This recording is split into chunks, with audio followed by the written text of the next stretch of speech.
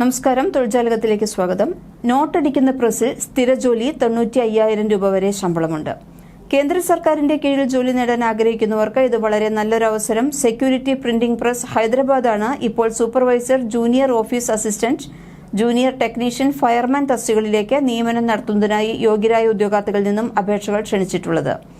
Minimum 10ാം class മുതൽ യോഗ്യതയുള്ളവർക്ക് കേന്ദ്ര സർക്കാരിന്റെ കീഴിൽ നോട്ടടിക്കുന്ന പ്രസിൽ 96 ഒഴിവുകളിലേക്ക് ഇപ്പോൾ അപേക്ഷിക്കാവുന്നതാണ്. നല്ല ശമ്പളത്തിൽ തന്നെ കേന്ദ്ര സർക്കാരിന്റെ കീഴിൽ നോട്ടടിക്കുന്ന പ്രസിൽ സ്ഥിരജോലി ആഗ്രഹിക്കുന്നവരാണ് ഈ അവസരം ഉപയോഗപ്പെടുത്തേണ്ടത്. ഈ ജോലിക്ക് 15 ഏപ്രിൽ വരെയാണ് അപേക്ഷിക്കാവുന്നത്. സെക്യൂരിറ്റി പ്രിന്റിംഗ് പ്രസ് ഹൈദരാബാദ് പുതിയ നോട്ടിഫിക്കേഷൻ അനുസരിച്ച് ഇപ്പോൾ വന്നിട്ടുള്ള ഒഴിവുകളുടെ എണ്ണം, തസ്തികയുടെ പേര് എന്നിവ ഇങ്ങനെയാണ്.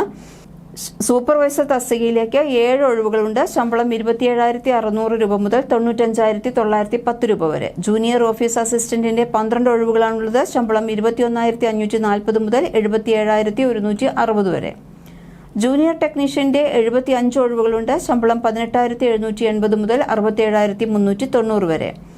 സെക്യൂരിറ്റി പ്രിന്റിംഗ് പ്രസ് ഹൈദരാബാദ് ജോലി ഒഴിവുകളിലേക്ക് അപേക്ഷിക്കാനുള്ള പ്രായപരിധി എന്ന് പറയുന്നത് സൂപ്പർവൈസർ തസ്തികകളിലേക്ക് 18 വയസ്സ് മുതൽ 30 വയസ്സ് വരെയും, ജൂനിയർ ടെക്നീഷ്യൻ തസ്തികകളിലേക്കും ഫയർമാൻ തസ്തികകളിലേക്കും 18 വയസ്സ് മുതൽ 25 വയസ്സ് വരെയും, ജൂനിയർ ഓഫീസ് അസിസ്റ്റന്റ് തസ്തികകളിലേക്ക് 18 വയസ്സ് മുതൽ 28 വയസ്സ് വരെയും അപേക്ഷിക്കാവുന്നതാണ്. സെക്യൂരിറ്റി പ്രിന്റിംഗ് പ്രസ് ഹൈദരാബാദിന്റെ നോട്ടിഫിക്കേഷൻ അനുസരിച്ച് supervisor, junior office assistant, junior technician, fireman എന്നീ തസ്തികകളിലേക്ക് അപേക്ഷിക്കാൻ വേണ്ട യോഗ്യത ഔദ്യോഗിക വിജ്ഞാപനത്തിൽ വിശദമാക്കിയിട്ടുണ്ട്.